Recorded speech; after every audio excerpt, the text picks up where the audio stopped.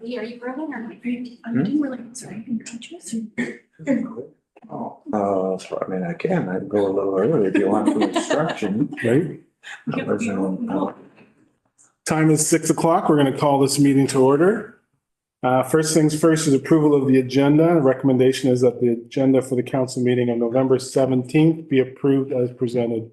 Can I have a mover and seconder, please? Councilor Burton, Councilor Ray Young. All in favor? Carried. Thank you. Any declaration of interest tonight? Seeing none, we'll move forward. And no presentations tonight. Now, under delegations, the town received 2 delegation requests after the registration deadline. Under section 27B of Procedure Bylaw 39-2020, council may by majority vote allow unregistered delegations to proceed.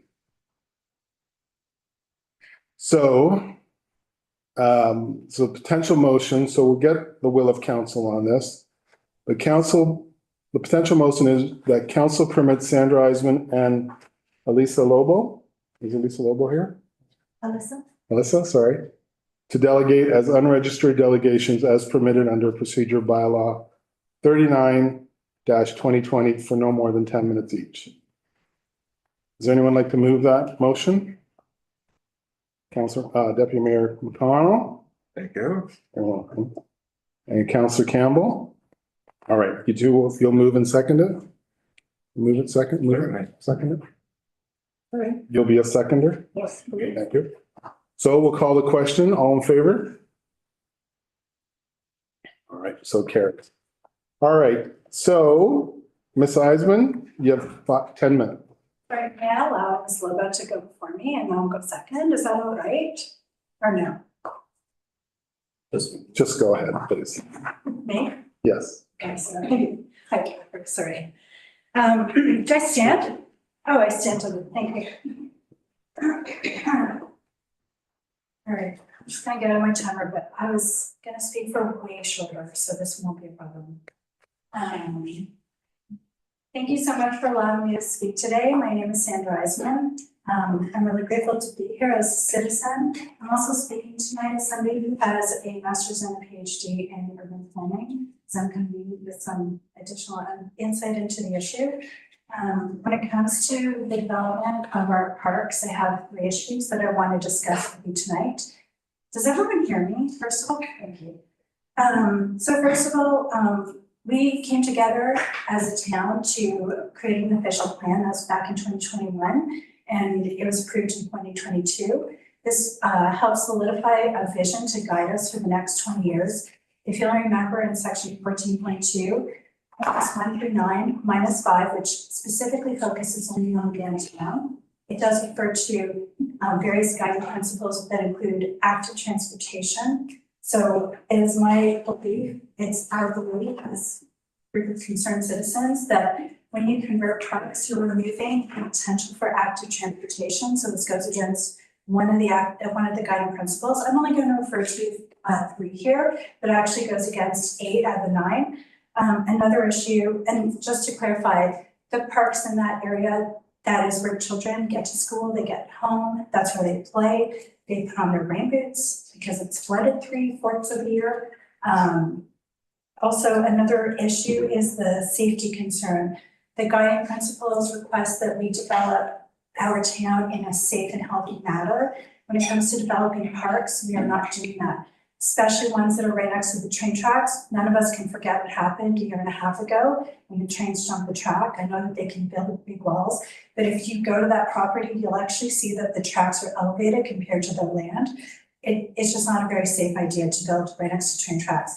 Another issue is flooding. As I mentioned, that area is flooded 3/4 of the year. I've seen ducks floating in the little ponds that it makes. It's not just one section, it is the whole section. And the flooding that happens there, I don't know if any of you have been to Toronto in the DVP when it rains. It's a road, it floods. It was a river, it floods. People are stuck there, their cars are stuck there. It doesn't matter. When you build in water, the water does not go elsewhere. It still continues to go there.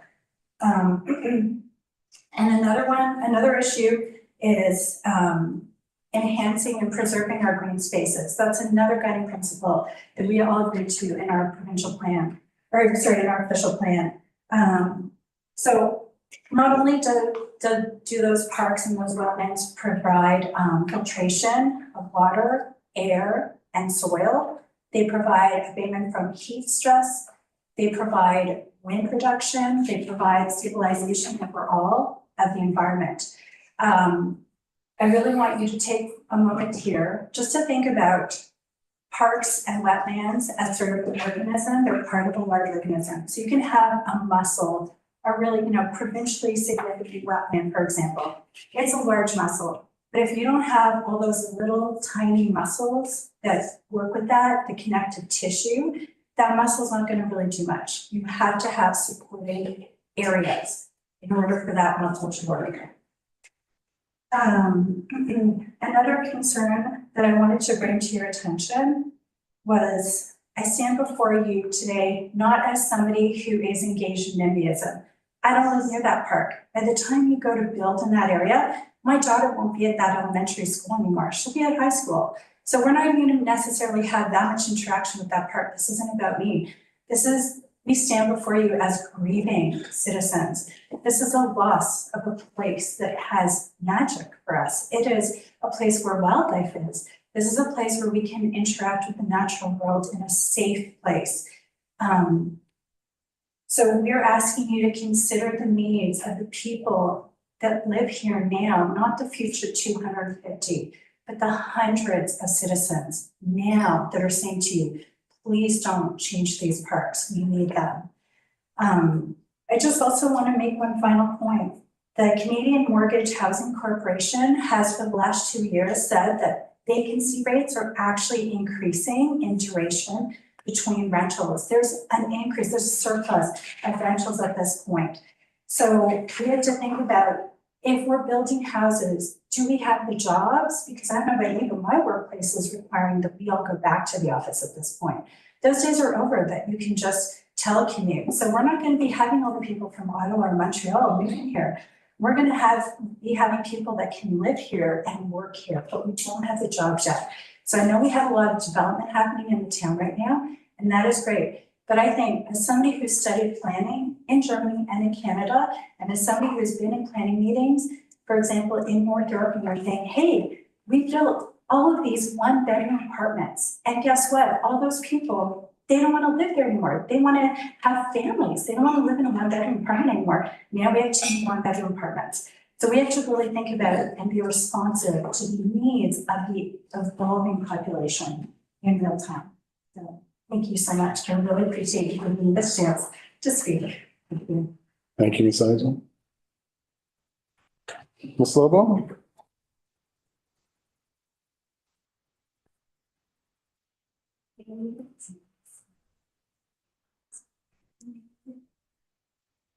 Okay, so we'll go ahead and go to readings to everyone.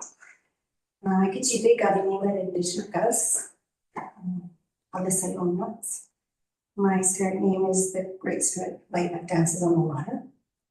And they call me Alyssa. Kanakihaga and Raga Majuda, a Gawaha, a Salon Native woman of the Mohawk First Nations. Ganyatawa Darviki, native to the Big River, in the US, the Sequans. My ancestry goes back to the Ganawagi Mohawks, Osoroni and Dao, mixed French ancestry. My French ancestry came into relation with the Mohawk during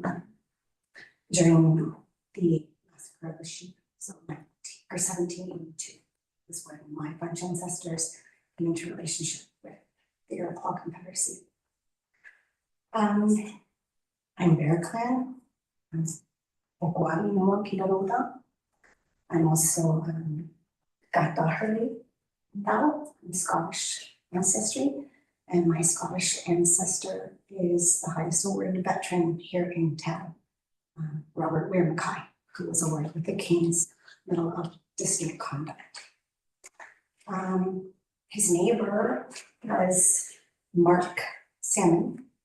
Maybe more recently known as the No One Home on Bonser Street across from the golf course. I'm sorry, but I don't have the greatest hearing in the face of the earth. Could you speak up a little bit? Sorry, I Let this is my people teacher listening voice. feel home as- Absolutely. I am an educator. I teach at South Grenville this year, last year at St. Mark's, as well as in Gananoque, at St. Joe's. So I'm educating for both boards, the Catholic and public board. What I did, I don't know how much you didn't hear, but I said that my grandfather is the highest awarded veteran in town. Since our settlement, he's Scottish, Robert Weir Mackay, was awarded the King's Medal of Distinct Conduct. That's my mother's father. Who was in a relationship with the Salmon family, Mark Salmon, or P. Salmon of Prescott. Lots of land ownership, including some part of the section we're discussing developing along that area. There is confusion around those easements. We've been looking through land registry documents. There seems to be some things missing, and we are asking and requesting that council provide the land deed, because to my family's knowledge, the land was given in trust to the town, but it remained green space. I'm not sure, I'm unclear on what the boundaries in that easement is originally to the Salmon family. So we do believe in the community that it is illegal to develop that land without providing that documentation. So we're requesting council do that prior to selling of the property.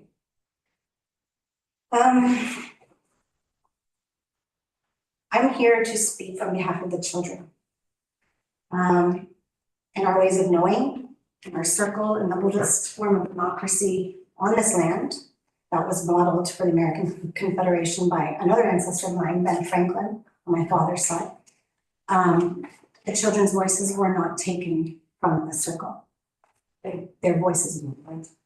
The child matters, because if we're voting as a community to go to war, that child's father has the potential to be lost. If we're voting to go overheard and move on from our settlement, we have the potential of leaving behind a grandparent who cannot travel. So children's voices matter. And as an educator here, as a child that grew up here in Prescott, the cave in the bottom of this building, I'm now speaking for the youth of our community as an educator. I was here 2 years ago with my class, from my grade 5-6 class from St. Mark's, and we had a visit to the classroom who were writing letters in advocacy to protect those spaces.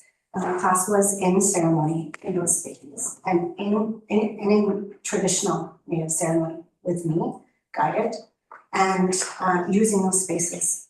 My own children are 3 of 18 children who live in the immediate neighborhood of that green space. And those are only the residents. There's a home daycare that provides immediately facing onto the property, childcare for very young, our youth.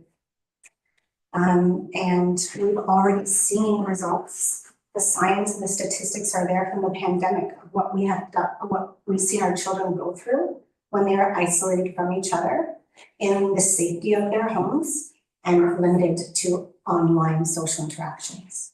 So these green spaces are nested within the communities. There's great gratitude and appreciation for the new park up by the water tower, but for my children and any children living south of the tracks, it requires them to cross the train tracks, to walk by foot through an industrial transporting trucking zone without sidewalks, and play in a park that is not nested within a community with eyes on. So I teach 7/8, teaching in high school. There's lots of conflict in the social skills, and they need the eyes on of community to support conflict management, to report any type of vandalism and intervene, being that caring community of eyes on. There are none up there. I can only speak the truth of the Gunnekeha community knows their way. We know better than anyone, but the health of our communities are never any better than the health of our children. That's how our communities stumbled and fell, when the youth were taken from our communities. So when our youth are not well, when we're perpetuating the mental health pandemic of our youth and limiting the spaces that they can go out and have gross motor activity, unstructured play, interactions socially, that they're building their own problem-solving skills without intervening with coaches and strict game structures. That is where they build their own problem-solving skills. And our youth are the wellness of our community. If my children are not well, we can't go on because I'm consumed by bringing them to the better state. And that is the reason why I came today, was to be a voice of leadership. That's what I'm doing for giving me that opportunity. Thank you. Oh, okay. Can we submit over hundreds of petition and signatures? We will have a spot for that later. Everyone.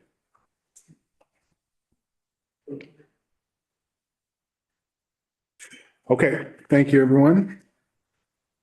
We can't take any comments or questions from the floor. Okay, Tracy, thanks. Next up is minutes of the previous council meeting. 6.1 is a special council meeting we had on November 3rd, 2025. Motion is that special council minutes dated November 3rd be accepted as presented. Can I get a mover and seconder for that? Councillor Tracy Young, Councillor Justin Kirkby, all in favor? Carried, thank you. Next minutes were from the regular council meeting, November 3rd, 2025. Motion is that the regular council minutes dated November 3rd, 2025 be accepted as presented. Can I get a mover and seconder for that? Councillor Burton, Councillor Campbell, all in favor? Carried, thank you. All right. The town received a petition after the deadline prescribed in section 27D of Procedure Bylaw 39-2020. If council wishes to proceed this evening to receive the petition, a motion would need to be made to suspend the rules of procedure as set out in section 61 of Bylaw 39-2020 to suspend the deadline prescribed in section 27D of the procedure bylaw. Alternatively, if not passed, or if council so desires, the petition will be placed on the agenda of the next regular council meeting on December 1st, 2025, as a petition had been received within the deadline for that meeting. Okay?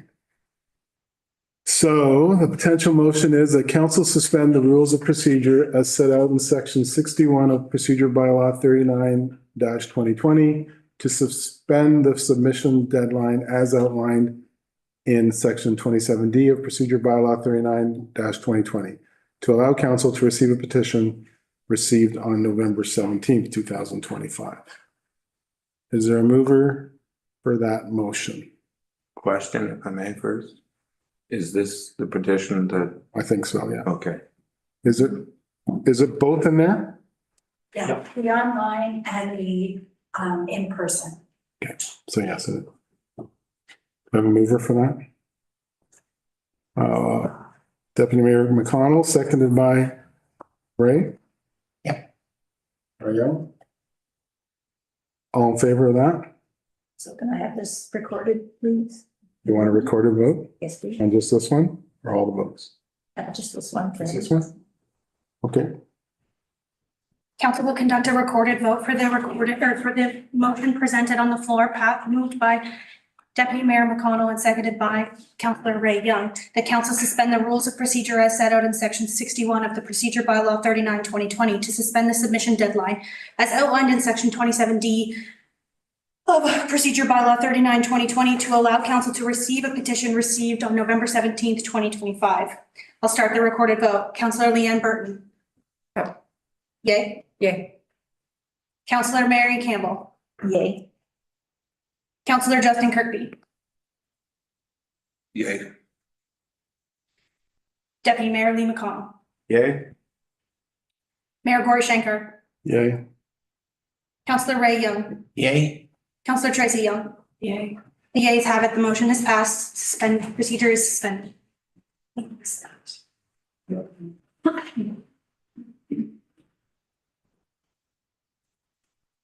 All right, now that council received the petition titled "Do Not Develop Prince Street Park of Fairway Park" and pledge signatures against the destruction of Fairview Park, submitted on November 17th, excluding the signatures of minors into the municipal record. I have a mover for that. Councilor McConnell, seconded by Councilor Campbell. All in favor? Oh, yeah, carried. Okay, very good. Thank you. You've got that, right? All right, next up is consent reports. 8.1 is council information package. Motion is that all items listed under the consent reports section of the agenda be accepted as presented. Unless you want to take number 6 out. Yeah, number 6, collaborative action for sustainable waste. Okay. Anyone else? Who's that from? It's from Huron? municipality of South Huron. It originated in Tate Valley.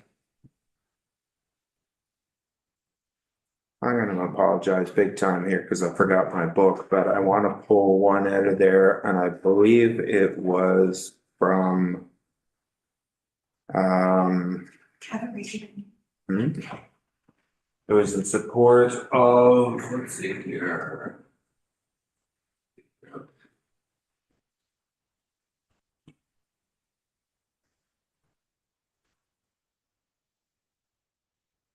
It's not there, not a lot of guns. It was in regard to burning of garbage. That's it. Oh, That's the one I pulled. Oh, all right, fine. Sorry. Same one. Yeah, that's. If I may, that came to council before at the original motion from, I believe it was who? Tate Valley. Yeah, so I didn't pull that one out, but this one points out several things that Germany has been doing that is very high tech, that I believe is very pertinent to our area here. We have a very big country, but everybody lives within 100 miles of the border, which means all this, it doesn't matter where you have thousands of miles, the garbage is here. And this addresses that completely when it looks at what is being done in Germany. It's not just a matter of firing garbage into an incinerator anymore. It's a very high-tech process. And I believe that that is what we should be looking at, not burying garbage. Thank you. Thank you. All right, so the motion that all items listed under consent reports, save for number 6 of the agenda, be accepted as presented. A mover and seconder for that. Councilor, Deputy Mayor McConnell and Tracy Young. All in favor?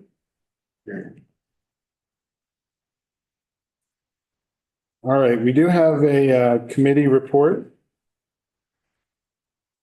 Staff report 80-2025, Prescott Heritage Committee recommendation RE 356 East Street application to remove heritage designation. The motion is that council deny the application to remove the cultural heritage designation at the property known as the Stockades, 356 East Street, Prescott. Can I have a mover and seconder for that? Councilor Kirkby, Councilor Ray Young. And thank you. Who's going to speak to this? Well, Through Mayor Shankar to council. Council has the report that is for this council meeting, as well as the committee report that was presented to the Heritage Committee last week for deliberation and comment. As council will recall, earlier this fall, council assigned this review of the application to the Heritage Committee to provide comment and recommendation back to council. The Heritage Committee did review the application and provided the applicant the opportunity to submit evidence and defend their position with regards to the application to remove the designation. Staff have provided a summary of actions that were undertaken throughout the entire construction of East Street. And my colleague, the Director of Operations, is here should council have any questions about that process. Ultimately, under the Heritage Act, the options before council and before the Heritage Committee for this specific application are outlined in the sense of the only entitlement a property has to remove its heritage designation is if the province removes the designation, or if the elements contained within the original designation are no longer present. It is staff's opinion that that is not the case, and the recommendation provided to the Heritage Committee, which was upheld and is subsequently recommended for council this evening, is to deny the application to remove the designation and therefore uphold the original designation by law in 1977 and have it remain in place. The decision is council's. I'm available to answer any questions as you may have them. Thank you, Ms. Preston. Any questions for Ms. Boyd? Justin? None for me. I think everybody's on board with this one. Just put it to a vote. Okay. All right, you call the question. All in favor? Opposed? We're voting in favor of not, Yeah. Deny. yes. Carries. Great. Just the way that. You thought I snuck one in there, eh? No. Wouldn't be the first time. All right, carried, thank you. All right, next up, we're gonna have the mayor's report. So in the last couple of weeks, couple of interesting meetings. We had a meeting at Joint Services Committee. That's where they approved extending the Cooperative Care Center for a little longer, but now that goes to the United Counties Committee this week. So we'll see what happens there. Last week, Doug Ford was in the area, mostly in Edwardsburg Cardinal. I went there and was at the opening of the battery energy saving systems there. That was very well attended and really good job. I think he also visited HFI Electronics, HFI Pyrotonics and the port. So it was a good day for Edwardsburg Cardinal. And it's nice because if he's coming to this area, if it's good for them, it's good for all of us. Also, there was a couple of big craft shows in town, one at the high school and one at the golf club. So that's it for me. Deputy Mayor McConnell, you're up first. Thank you, Mayor Shaker. May I ask a question of you first, based on your Sure. travels, so we say?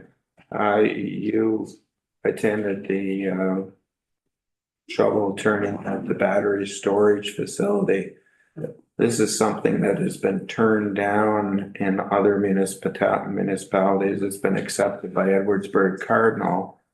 But the main reason for being turned down in other municipalities was the danger of fire.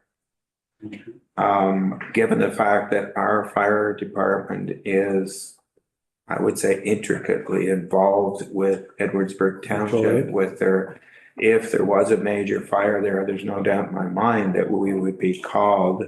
We would not be a first responder, but we would be called. Is there any indication on your part that there is going to be some kind of training involved with that our department would be involved in? Because I would think that there would be some, the size of the facility, that there would be some severe training. Yeah, I know Chief Moore was there, so he gave it his blessing, so he was at that. But I'm sure they're gonna train everybody that's gonna mutual aid. Thank you. Okay. I didn't have any meetings to attend the past 2 weeks. I did with other members of council on your felt attend the Remembrance Day ceremonies at the cenotaph on a rather inhospitable day. I mean, in talking with other people there, we remembered days when the sun shone and our coats were open and there was a freighter went by and blew a big blast. Other days when it rained, you never got know what you're gonna get. But I'll tell you one thing that I did notice, and I didn't notice it during the ceremony, but it was after the ceremony was over and I was looking at the agenda, was the absence of the Lord's Prayer. And it was one of those things that, it wasn't there. I didn't notice it at the time, but as I'm looking at it after, I thought, geez, I've never attended a Remembrance Day ceremony where they didn't have the Lord's Prayer. And I thought it was kind of odd, but I mean, people miss things every once in a while. You've missed things. We've missed things. I know I have when I've been in chair of different things. It happens. It seemed like an odd thing to miss though. And then I went home and it was Tuesday and I read the Recorder and Times. And there was an article in the Recorder and Times about direction from the Department of the Government in regards to prayers at services like this and services in regards to the military. And it ticked me off to no expense because, you know, I stood there and I watched people when O Canada was played, and I sang O Canada. Some of the people standing around me didn't. It's their choice. Lord's Prayer, if you don't happen to go to church, if you are some other faith, if you don't want to, you don't have to do it. But the fact that they have taken away something that has been an integral part of our country, I doubt very seriously with every member of the military whose name is on that stone did not go to church or did not speak the Lord's Prayer. Anyway, I was shocked, I was upset, and I made a decision that I was going to mention at tonight's meeting. I believe it is something that we need to stand up and make sure that the institutions that we have enjoyed, shall we say, for many, many years, whether we choose to participate in them or not, and I'm not a religious person, are still available for those people who want to. They should not be automatically taken out for people that do not want to participate. And I realize that's more than you wanted to hear, but you give me 5 minutes every time I want to speak, and you have made a point of that 5 minutes, so I think you're up. I think I have a 30 seconds left, but thank you anyway. All right. Councilor. I did not attend any meetings. I did have the pleasure of the honor of laying the wreath for the province of Ontario on behalf of MPP Clerk. I did enjoy that again. Yep, good. It was a nice cold morning, eh? Councilor Young? But no hat. I did say that. Thank you, Mayor Shankar. I attended the Heritage Committee meeting and we have set a date to host a training session on November the 25th. Our training session will be conducted by LHC Heritage from Kingston. There's a new business opening, Main 319 at 201 Water Street on November the 24th. And the Riverwalk Wonderland will be the 5th and December 6th, and the pop-ups and sponsorships are available. That's all for me. Thank you. Thank you, Councilor Young. Councilor Burton? Actually, nothing for me tonight, thank you. Thank you. Councilor Campbell? Through you, Mayor Shankar, I attended the Fire Admin meeting on November 4th. They're prepping their trucks and the float for the Santa Claus parade this Friday. So they're not doing any Tuesday training tomorrow night because they're decorating trucks. And the training committee is meeting to establish their plans for training into the new year. They had St. Lawrence Academy visit the station on November 3rd, 20 children from kindergarten to grade 2. So that they've always been doing these kind of community things. It's pretty great. Some notable anniversaries: Gavin Dennison, 7 years of service, John Gibson, 7 years, and Richard Jodoin, 7 years. And then Vicky McCall of Miss Vicky's Variety brought in a cake to the meeting to acknowledge the work of the fire department. So that was great. And I was unable to attend the emergency management committee meeting. Did you attend that? I did. Would you explain what happened? Sure. I wasn't there. I think in the minutes it said you were going to go, but we can fix those minutes. So the emergency management meeting, we always do a scenario. One year we've done the rail line mishap there. This year we did a water main break. So it was kind of good because we've just experienced it, and it was a good scenario to go through. It was well done. Thank you. That's it. Councilor Clerk, please. Through you, Mayor Shankar. I attended the Remembrance Day ceremony and I seen my fellow counselors there. I did notice, Ray, you didn't have a hat on or a toucan. I thought it was pretty cold, but the lady beside me had flip-flops on, so Yeah. not to be outdone. I saw that. So anyway, some people are more can deal with the weather. Just a couple of notes from operations. Obviously, the snowplows were out Sunday and Monday. We had our first taste of snowfall. Completed some tree removal in Fairway Park and other parks across the town. Obviously, the street furniture has been removed. And then some painting has taken place inside the marina now that the marina blockhouse is closed, making use of good time down there to get it refreshed. That's all I have. Thank you. Great, thank you. Can I just? You got 30 seconds left? You remind me of something. We should congratulate Ryan Sobe for his promotion to lead hand, or I'm not sure exactly what his termination. He's been team leader. He's been with the town for a number of years. Excellent, excellent worker, and I'm sure you'll do a good job going into the future. Thank you. Great, thanks everyone. Okay, next up, we have a few staff reports. The first one is the staff report 76-2025, the 2026 council meeting schedule. Motion is that council approve the 2026 council meeting dates as follows. January 12th and 26th, February 9th and 16th, March 2nd and 16th, April 7th and 20th, May 4th and 19th, June 1st and 15th, July 13th, August 10th, September 8th and 21st, October 5th and 19th, November 2nd, 16 and 23, and December 7th and 21st. Can I get a mover and seconder for that? Councillor Burton and Councillor Ray Young. Chloe, you want to speak to that? Absolutely. Through you, Mayor Shankar, to council, it's that time of year again. The snow is flying, and so council must once again set your meeting schedule.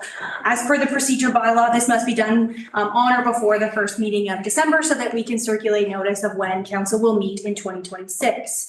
Typically, we meet twice a month, other than during the months of July and August, where we go on a bit of a summer session and have one singular meeting throughout each of the summer months. Next year is a bit of an anomaly because we will have the municipal elections. So there is an element. So the reason there are 3 meetings prescribed in November is that the November 16th meeting is actually going to be the inauguration meeting. It's prescribed to be on November 15th, which coincidentally in 2026 is on a Sunday. And so it will happen on Monday, the 16th. So the meetings of November 23rd, December 7th, and December 21st will be for new council. And one of their first businesses will be to set their 2027 schedule. The procedure bylaw also states that for the most part, we meet on the first and third Monday. However, in the past, we've taken the approach in January due to the holiday schedule and the return back to work, as well as the scheduling of the Rural Ontario Municipal Association Conference, to take the approach to go to the second and fourth Monday. Staff's recommendation before you this evening is for just that in January as well. So I put forward this for your deliberation. I'm happy to answer any questions. Are there any questions of Ms. Preston? Can I check my schedule and get back to that? Of course. All right, I'll call the question. All in favor? Carried, thank you. All right, next up is staff report 77-2025, the 2026 town hall closure. So the motion is that council approve the closure of town hall office from December 24th until January 2nd, with a return to regular hours and services on Monday, January 5th, 2026. Can I have a mover and seconder for that? Councillor Kirkby, Councillor Campbell. Chloe, this one's yours too. I drew the short stick this evening, Mayor Shankar. Before council this evening is a approval of the holiday closure. Council will be reminded that this comes up every year so that we can provide adequate notice to the public as to when municipal operations in the town hall will be open throughout the holidays or when we will return to service. In years past, in 2023 and 2024, we've taken a similar approach. This year, the way that the statutory holidays fall, we are recommending a closure from the 24th inclusive to the 2nd, so that we would return to regular services on Monday, January 5th. I remind council that all staff remain on call throughout the process. And so if something were to occur and operations needed to resume for a situation, that we could do so. And that the days that the office would be closed would be required for staff to utilize vacation time or time in lieu to accommodate for the days that are not covered under statutory holidays as per the policy within the town. So I'm happy to answer any questions. Typically, this is a pretty slow time of the year for for town hall. But as I said, staff remain on call that should it be needed, we can return to operation. Very good. Questions? Not so much a question, just because we have a bigger than normal audience. Maybe we would like to clarify that it's only the staff here at town hall. Operations, plowing the roads and all that stuff will still exist. The rig will still run and all the other stuff. And so we have the 1-800 number. That's always answered. I don't know if it's 1-800, by the way, but After hours. that's right. Anyone else? Councillor Kirkby's home phone number. It's on there. Which is 925, what is it? 1595? Just joking. I don't know whose number that is, by the way, so don't call me. perhaps Coley could also point out that because we are, not necessarily because we're closed during that time, but it is not giving everybody a whole bunch of free holiday time period. There is a paragraph there that might well be read in regards to statutory holidays that they normally get during this time and that they are required to take vacation time in lieu of for those non-statutory holidays. So we're not just giving everybody a big time off. No. All right. Thank you. Anyone else? I'll call the question. All in favor? Carried. Thank you. All right. Next is staff report 78-2025, a plow blade replacement. Motion is that council approve up to $20,100 to replace a frontline plow blade for a snow plow funded by the Public Works Equipment Reserve. I'll get a mover and seconder. Councillor Kirkby, Councillor Ray Young, and Matt Locke. The floor is yours. Thank you, Mr. Shankar. Yeah, this is one of the two main plow trucks. So we have two full-size dump trucks that we run 11-foot plows on. So the older truck is from 2010. This is the plow blade used on that truck. It's at the end of its useful service life. We really, as we were prepping for winter season this year, we really noticed how bad a shape it was in. Obviously, we would have preferred to catch this at the end of last season as opposed to the start of the season, but we looked at both replacement and repair. Repair is going to run us about $8,700 to get the steel framing back together. We still need to buy the plastic actual plow blade that fits within that frame. Replacement is $20,000. So due to the age and condition of the unit, we're recommending just to move forward with replacement. The blade we want to buy and harness we want to buy are identical to the other plow blade. So this plow blade will outlast the useful life of this truck and can just be used on the future truck. The two blades will be exactly the same. So when our operators are driving the control system in the field, the blade can be the same between the two trucks. So there's about $171,000 available in the Public Works Reserve Fund. So we're asking to take from that fund in order to fund this replacement. Thank you, Mr. Locke. A quick question for you. That plow that we're replacing was from 2010? The truck itself is from 2010. I can't find an indication of exactly when that plow was purchased. So the kind of base assumption is that it's from that time. But I could be wrong on that. As far as I can tell, it was purchased with the truck. Okay. Very good. Any other questions, Councillor Young? Matt, is this something that's in stock somewhere and we can receive relatively quickly? It is, yes. I don't have an exact date for it, but it comes from a typical Eastern Ontario supplier. Okay. No other questions? Yes. Oh, Deputy Mayor. can see it. Mike, that's 2010, that's 15 years. Can you tell us what the normal replacement time period is on that truck entire?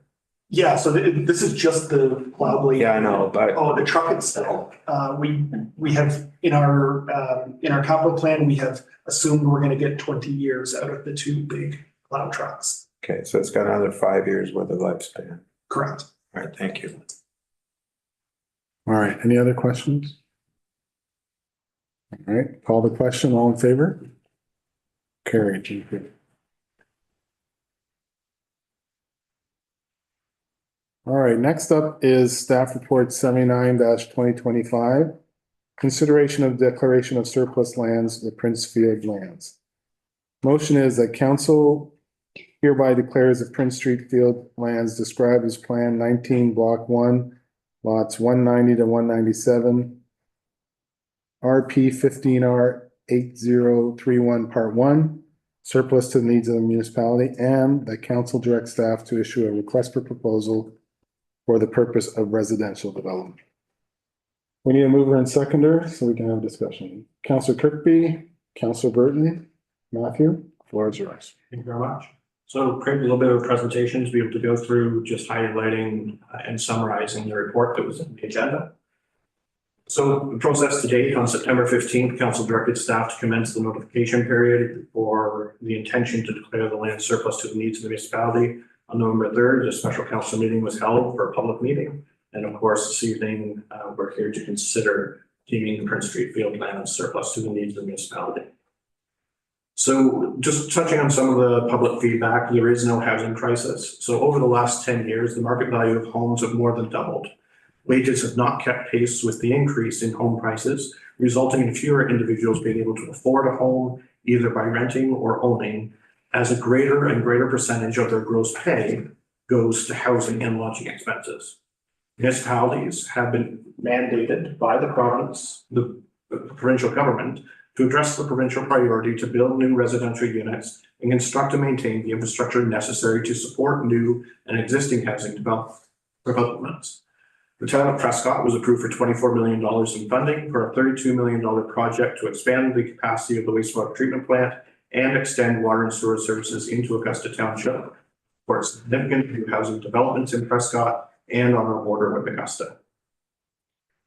There was feedback that there's no housing crisis in Prescott. The median household income in Prescott is $61,200. That is lower than the threshold to qualify for a mortgage for any of the houses currently on the market according to realtor.ca. The current supply of housing does not meet the demand. This has driven the market prices of homes beyond the reach of many households and most first-time home buyers. The average age of a first-time home buyer in Ontario is 40 years old, and a decade ago it was 34 years old. The median household income of $61,200 does not meet the 30% of gross income to afford any of the rental units in Prescott currently listed on realtor.ca.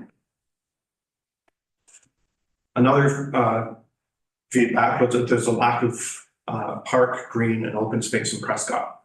The town of Prescott has developed 37.6 acres of park, green, and open space, plus an additional 16.2 acres of the Prescott Sandy Hill Cemetery operated by the town, for a total of 53.8 acres, or 4.4% of the total land of Prescott. Parks Canada owns 31 acres, with Fort Wellington and the waterfront for an additional 2.6%. The school boards own 38.4 acres in Prescott, and the golf course is 77.4. Total of 200 plus acres that is considered park, green, and open space in Prescott, or 16.5% of the total area. This is just a map showing what that looks like. Obviously, the golf course to the east, Parks Canada to the south. The blue areas, the light blue is town-owned properties and operated by the town, and then the dark blue being the areas owned by school boards. So future enhancements to green, park, and open space. So was mentioned earlier about a piece of property. It's at the corner of Royal and Duke Street. This was gifted to the town and was to remain a park in perpetuity. The areas to the north and Prince Street in particular were not gifted to the town and don't have that same overriding perpetuity for a park. A part of the development plans for the residential is to put in a new multi-use pathway similar to what you now see at the Seymour Recreation Complex between Boundary and Prince Street in the unopened road allowance. So there is an unopened road allowance just north of the houses on Linda, as well as the park on Royal and Duke Street, and the houses on Prince Street that would then become a multi-use pathway and be a safe way for kids, pedestrians, people walking their dogs to be able to traverse that area. Also on the north side of the CN Rail, as part of the development going on there, a requirement was to put in a new multi-use pathway from Boundary to connect to Clapston Terrace. Next thing that working on in terms of enhancements is a multi-use pathway from the corner of Edward and Churchill to the Seymour Recreation Complex. That would also include the installation of streetlights along Churchill Road West. Then also in the future, a multi-use pathway from the tracks on Sophia Street and to the Seymour Recreation Complex. And then finally, once the old water tower has been demolished, changing that over into a parkette, which would allow additional green space in the west side of town. So Prince Street fields are currently used extensively, was a theme that was brought up. St. Lawrence Academy was contacted. They use it for a couple of days in the fall for soccer games against other schools, and a few days in the spring for long distance running training and a track event that they host. Both could be accommodated at the Seymour Recreation Complex. It was also noted that the area is used for dog walking and training. There's only one off-leash dog park in Prescott at the Seymour Recreation Complex. Dogs are to be leashed in all other public areas.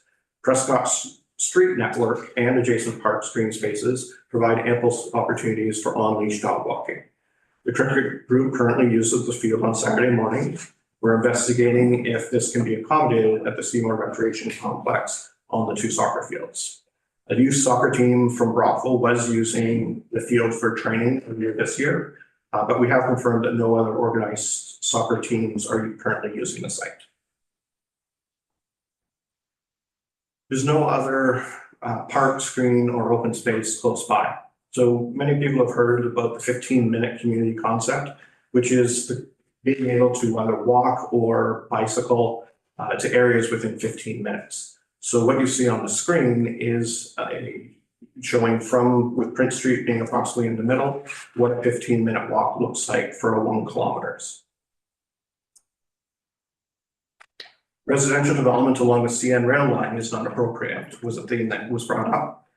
One of the individuals mentioned the Hempson Growth Management Study for vacant land and analysis, which was a supporting document to the official plan, identified both the Prince Street field land that we're discussing this evening, as well as Fairway Park to its east, as being town-owned properties that were underused and underdeveloped, and were included in the analysis of properties that could support future residential development.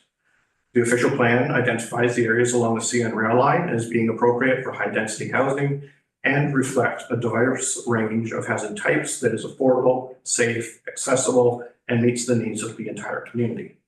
The Federation of Canadian Municipalities and the Railway Association of Canada have worked together to create guidelines for new development in proximity to railway operations.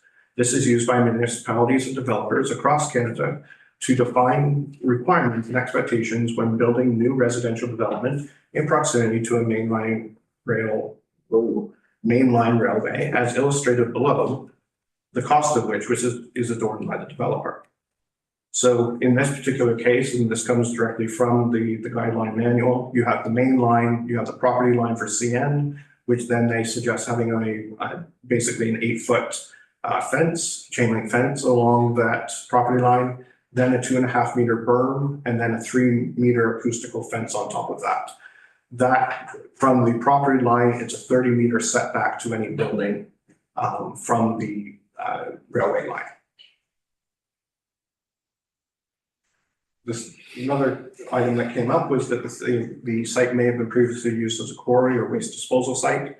So we did reach out to environmental engineer. They pointed us towards the records that we would normally pull from. No entries were found in the abandoned aggregate inventory, abandoned mine information system, Anderson waste disposal sites, landfill inventory management Ontario, waste disposal sites from an MOE, as well as waste disposal sites from MOE 1991 historical records. We also are aware that the previous public works yard was adjacent to the site. So it's quite possible that part of this site was used for a public work yard, but there's no indication that it was used as an ongoing quarry. So determining the process, so if council were to declare the property surplus to the needs of the municipality, they could decide to issue a request for proposal for interested developers to make a submission on how they would develop the site for residential purposes. Submissions should include the following: to incorporate a broad range of residential dwelling options, including but not limited to tiny homes, single-family homes, semi-detached, row houses and townhouses, apartment/condo with studios, 1-bedroom, 2-bedroom, 2+ bedroom options. We certainly don't want to see just 1 or 2 that would limit the housing options in new developments. It would be a wide range to accommodate people at different stages in their career as well as in their retirement and finally moving towards olding. We would ask them to designate a portion of the property as public green space or a payment in lieu to invest in green space elsewhere in town. And we would ask them to include a portion of the units as affordable. Any due diligence investigations of the suitability of developing the property, such as environmental or soil bearing capacity, is adorned by a potential developer. The property would also be subject to a buyback clause provision if the development does not proceed within a specified time frame. Thank you.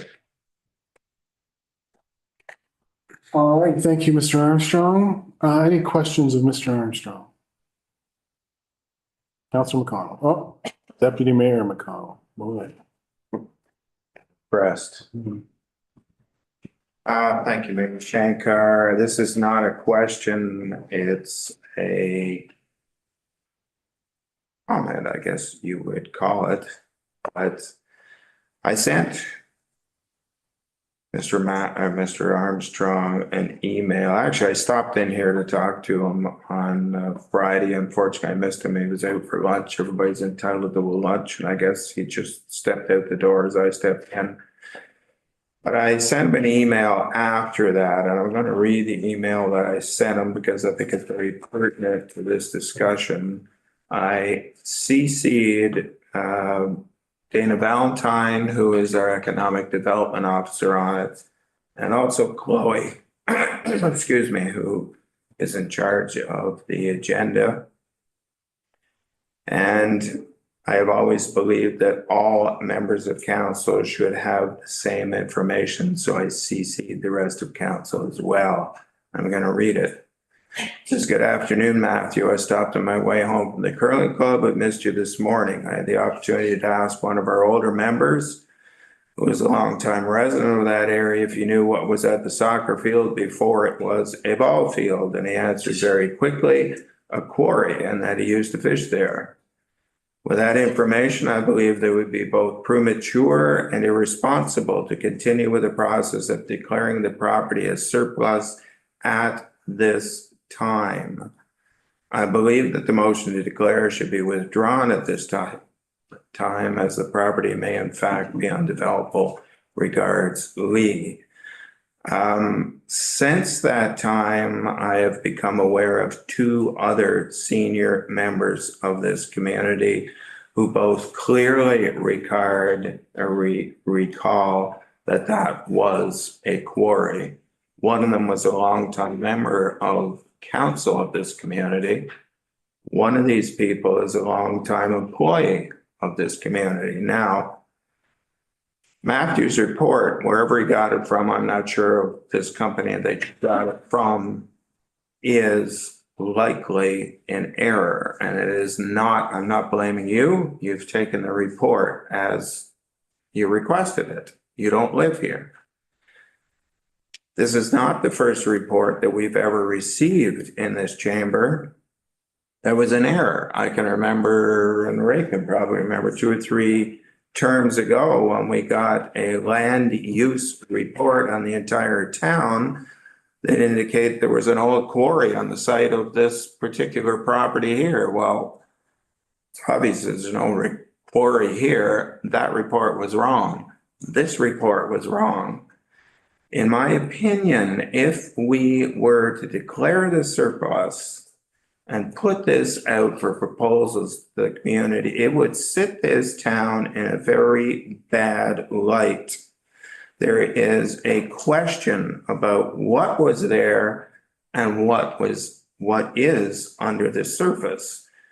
And we did have a gentleman, and I forget his name, that attended after all the rest of the people that were here came in, and he indicated quite correctly that a purchaser is responsible for doing a environmental assessment to basically what it amounts to. In other words, investigating what is under the surface. What Matthew has suggested is kind of like an environmental assessment 1. My point is this: if we put this out at this time with this question, we're not going to get any decent values on that property, because the people are going to say, well, geez, I don't know what the hell is under there. I'm not going to offer you any great amount of money for it till I find out. It is my opinion that this town should investigate what is under the soil on that property before moving forward. Therefore, I am not prepared to support any declaration of this property being surplus at this time. That is not to say that I won't in the future, but given the questionable property, I will not support it, and I don't think this. I think it should be withdrawn. I don't think we should be going forward until we establish what is under the surface, so that anybody that is interested in the property also knows what is there and can bid accordingly. Thank you very much. Mark, can you respond to that? Yeah, so what I suggested in any developer's due diligence is completely up to them, but they have to satisfy themselves as developable. So in many cases, they'll do an SA1, which is a tabletop exercise similar to what I just completed. And then phase 2, which is actually taking soil samples. In and of itself, even if it was a quarry, that does not make it undevelopable. So I'm failed to see Agreed. that point. Okay, any other questions? Councillor Young? I too have found many people in town who recall it being a quarry.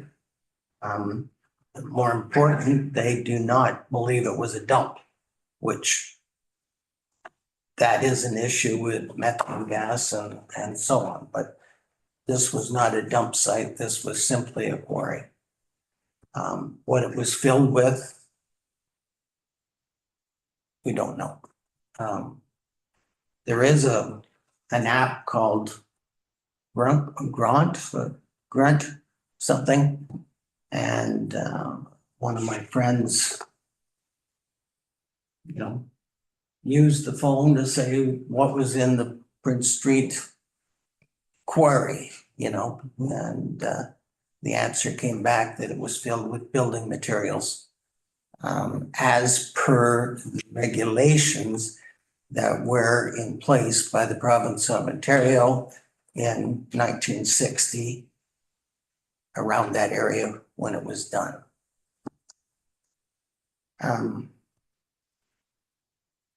As pointed out, it can be built on regardless of what is down there. It might be more expensive.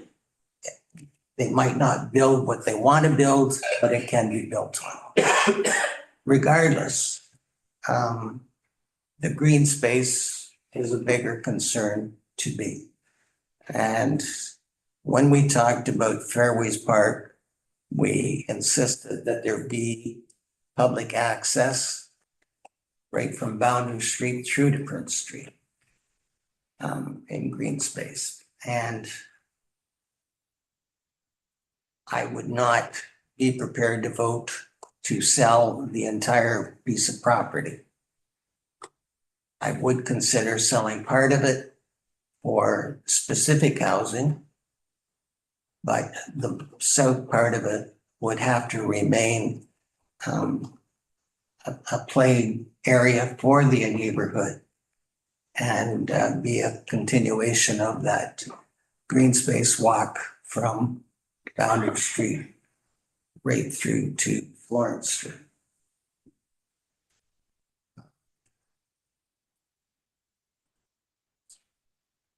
I was interested in hearing your comments about Mark Salmon. Which one is Mark Salmon up there? Second from the right, the second row up between Harry and Pat. Yeah. So he was a mayor of Prescott. And when we talked about that area known as Fairways Park, there was some question about what he requested in giving the land. He wanted part of it kept. There was some confusion about whether the 7 lots on Royal Crescent was the only part of that agreement or whether it mentioned the whole space. I don't know. There probably is some way to find out.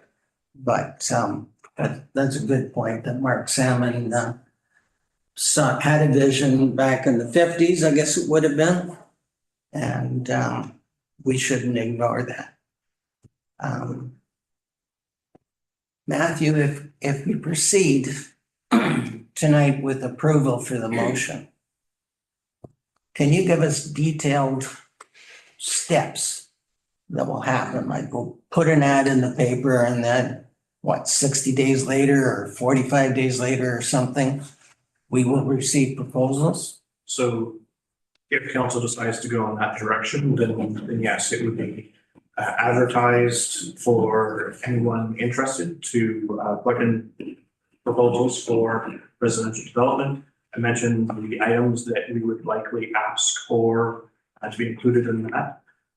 They would then be submitted and considered by council, but none of them would have to even be accepted. Council is not obligated to accept any or all of them at that time. So whether we get one proposal or 10, we are not required to take any of them. Correct. Okay, if we do take one of them, what happens?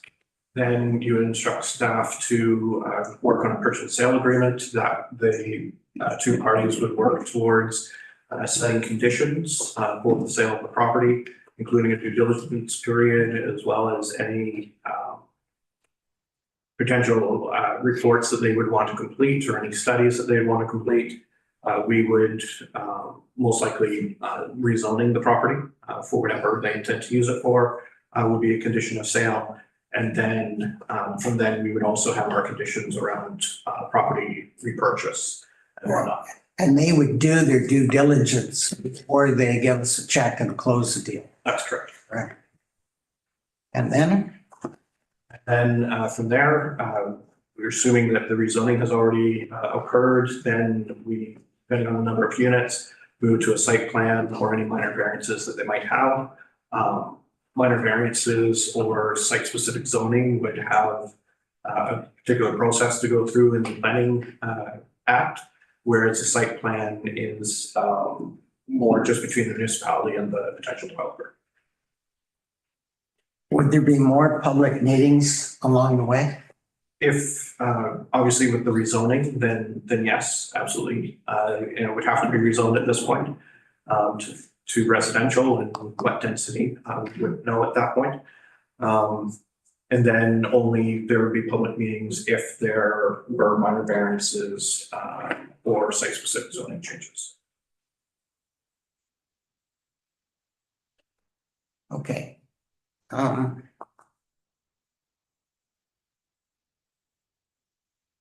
going to vote that we move forward with an RFP because I don't think there is a housing crisis in Prescott.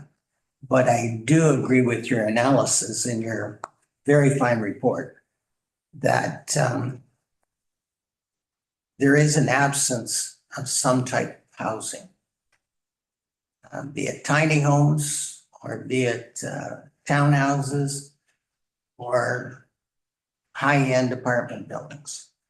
These are all things that people have complained to me before in the past. They've had to leave Prescott because they've sold their home that they've lived in for 40 or 50 years.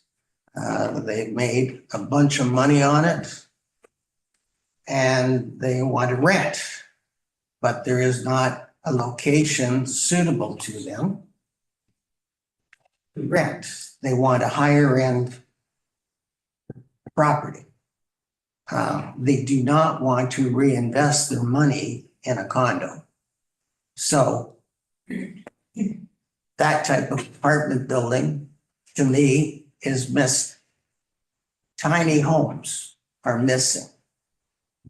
And more affordable townhouses or smaller homes are missing.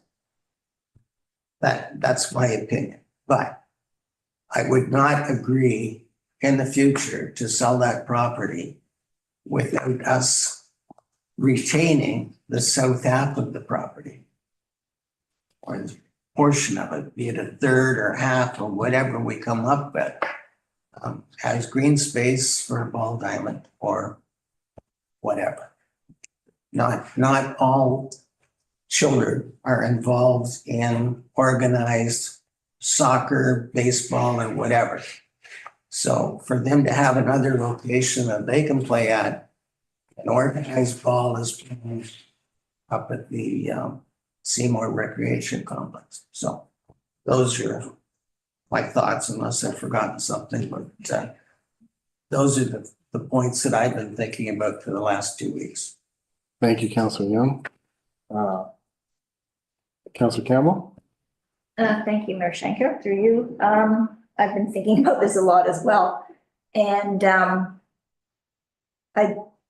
don't want to be, our legacy of this council is destroying public green space.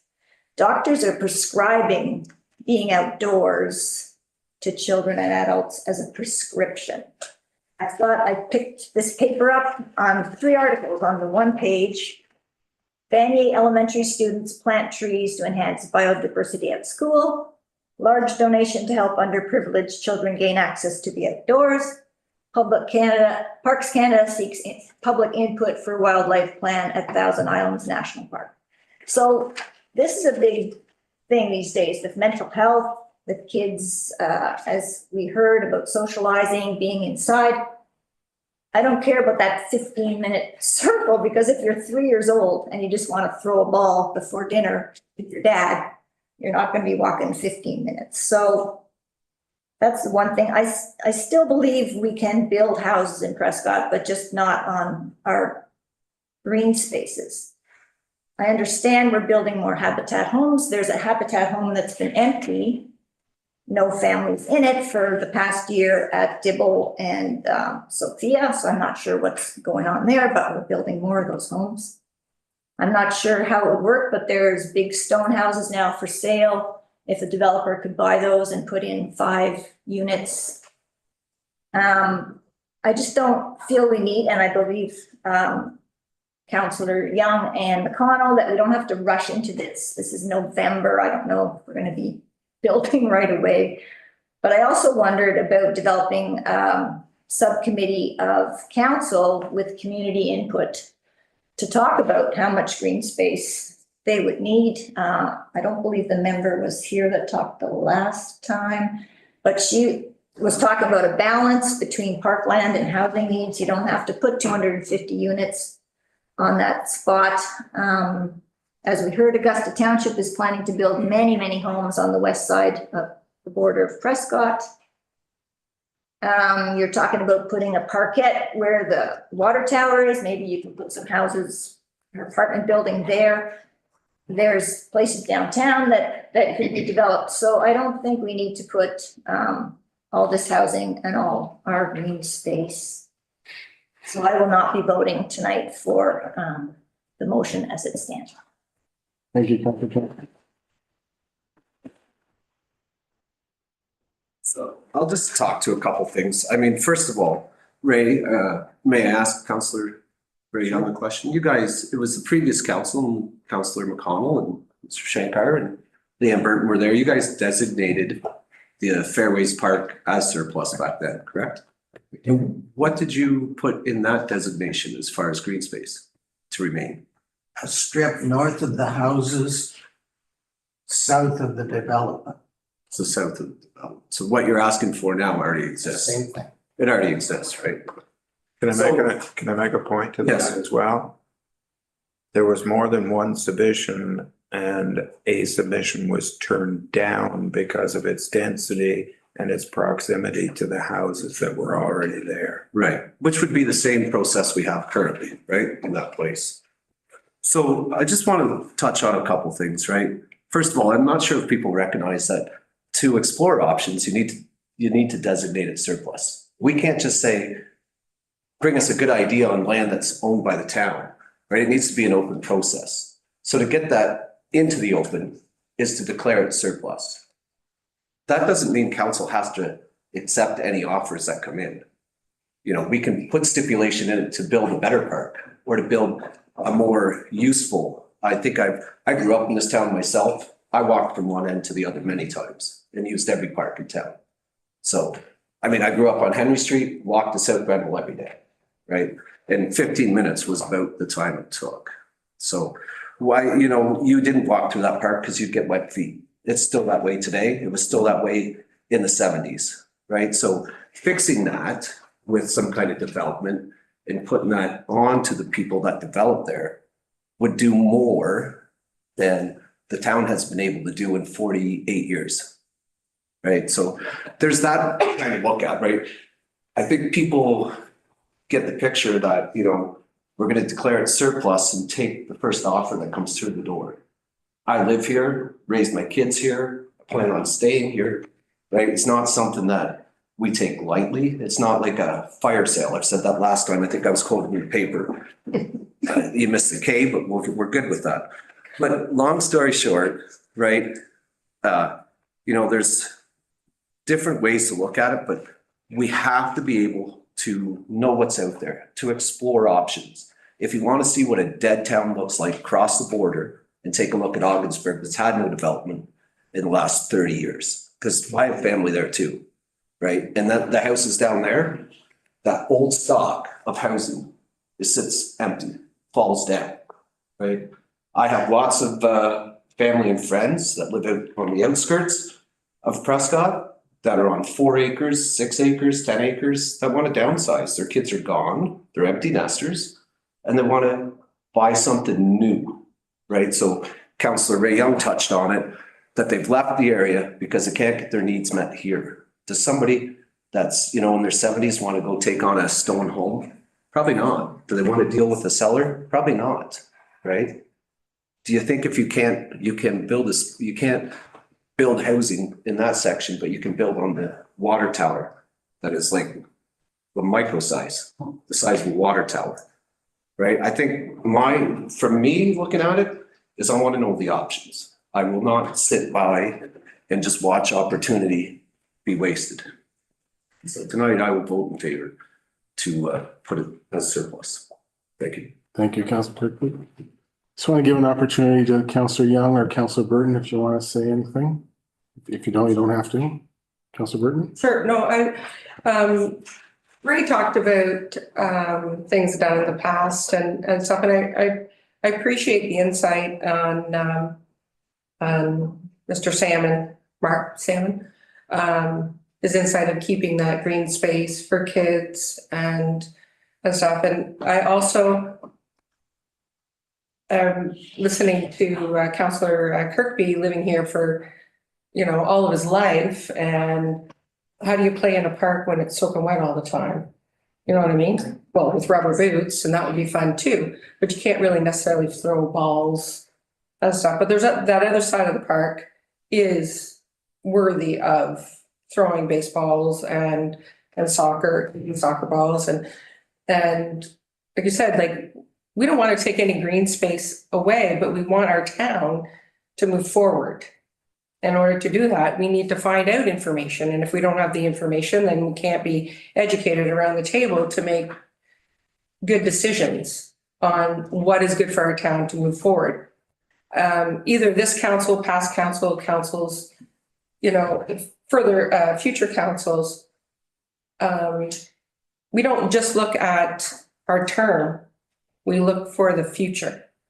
And for the future of our town to grow, we need more tax-paying citizens, and need more housing. And like Matthew quoted, the provincial government is mandating every municipality to focus on housing crisis. But that doesn't mean that we're not going to have green spaces. And to the point, like there's a relative of mine that 80 years old, left his home, could not find anywhere to go or rent, and finally found somewhere to go. And it's a beautiful community, but it's not in Prescott. It's not here. He lived here all of his life. So, I mean, you got to consider that too. Like, just like Councillor Kirkby said, like, you want a 70-year-old moving to anywhere else, you're not going to have friends out there, right? But I mean, I like to explore the options, but I also want to make sure that we do protect some of our green spaces, because that's important too. But I do like the aspect that if we do put it surplus, then those people that are looking, it has to do their due diligence and investigate and see if there was a quarry there from, you know, Ray's friends and Deputy Mayor McConnell's friends in the neighborhood. So I'm on the fence, but on one aspect of things, I think it's worth looking into. I really do. I think it's worth looking into, and it doesn't have to say that we're going to accept offers to build there. But let's look into it. Let's look at our options. Thank you, Councillor Burton. Councillor Young? Mayor Schenker, I've listened to everybody, and I think at the last meeting too, there were three things that stuck out in my mind, and it was being able to access the Seymour Recreation Complex and following through to make sure that we make that accessible for everybody in the things that Matthew has outlined tonight. The other thing, when I listened to Councillor Ray Young, the green space is important too. It's important to keep that a portion of it green space as well. I totally agree with that. So that was balance that I talked about last week. The other thing is a possibility. We don't know what's out there. And the other thing that I'd like to think about is that to remember to give us some credit. Like, we live here too. We want Prescott to thrive. We want Prescott to be sustainable too. And I don't think that if there was a development brought forth to us that completely went against everything that we believe in, and I'm hearing around the council table that we would accept that. But I think too that I would like to see what the possibilities are, but still keep that balance in mind as well, and make sure that we follow through with the future investments. Thank you. Thank you, Councillor Young. I myself, you know, this is an excellent report by Mr. Armstrong. I hope you guys all can have access to that. It should be online.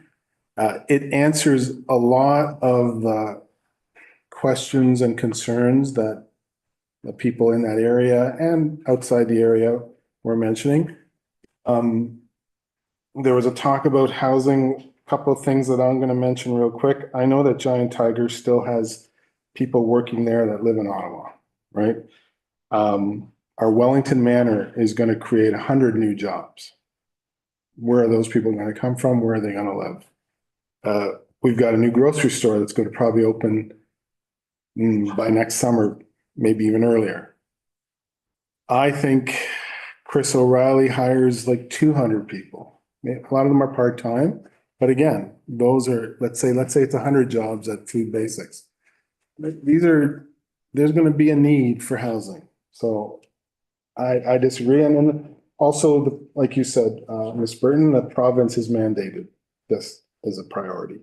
So I speak in favor of declaring it surplus, and just as it's been mentioned, it doesn't mean we're selling it, okay? And I love what Tracy said about, we live here too, we work here, we want what's best for the town. That's why you guys elected us. We want what's best for the town. And this is one of the things we looking forward to the future as best for town. All right, having said that, I am going to call the question. I'm gonna read the motion one more time.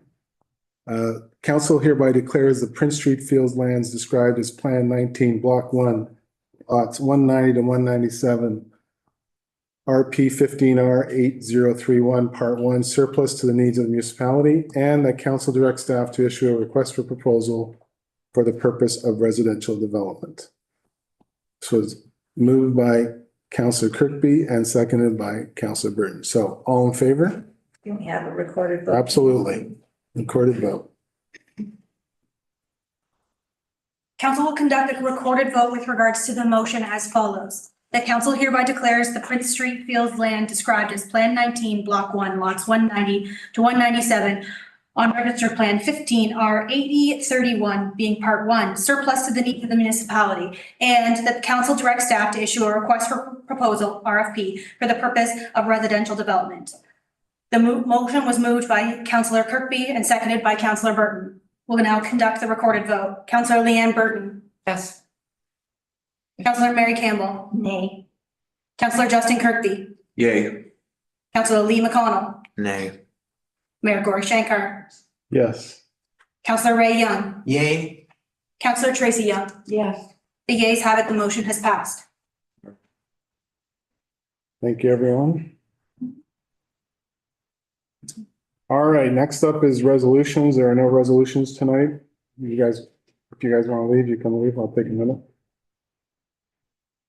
I'm abstaining to recording. I'm abstaining to recording. Mhm.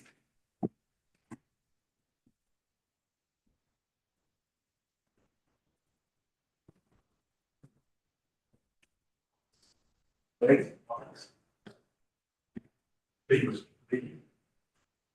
Thank you.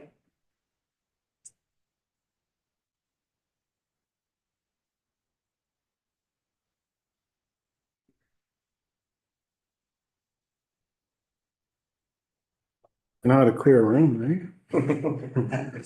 Considering we have another 90 seconds. Well, give them the opportunity. So no resolutions tonight, no bylaws, no new business. We do have a notice of motion. Ms. Campbell?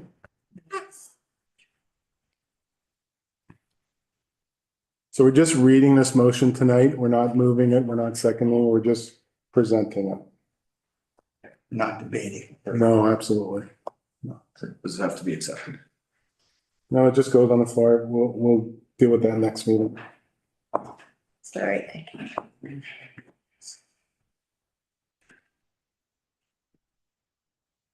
Motion? Yeah, Yeah. it's just at the beginning. I was like, You have it up here too. Right there, Mary. It's up top. all You right. don't remember your own motion? Exact words. Okay, recommendation, the council directs staff to investigate the cost of indoor recreation facilities, including but not limited to a home or warehouse-like facility of similar size and offerings as to what is being conducted currently at the Leo Boivin Community Center by current user groups and trending users in South Grand. All right. Okay, I don't see any mayor's proclamations tonight. Period for media questions. Mr. John? Mayor Schenker, John Rickard, from the South Granville team. Just a couple of quick questions or clarifications. Through you, Mr. Mayor, to Mr. Merriman, have all the signs in the downtown now compliant with the new sign bylaw? Or Mr. Armstrong could answer that. Either. I'm not sure that that was on the agenda this evening. I'm just asking the question. Yeah, you can. It has to pertain to the meeting. That's pertaining. Very good. All right, thank you. Thank you. All right, next up is confirming bylaw 47-2025. Motion is that bylaw 47-2025, being a bylaw to confirm the proceedings of the council meeting held on November 17, 2025, be read and passed, signed by the mayor and clerk, and sealed by the seal of corporation. Moved by Deputy Mayor McConnell, seconded by Councillor Tracy Young. All in favor? Carried, thank you. Last but not least, that the meeting be adjourned at 7:31 p.m. The next council meeting will be held on December 1st, 2025. Moved by Councillor Kirkby, seconded by Councillor Burton. All in favor? Carried, thank you.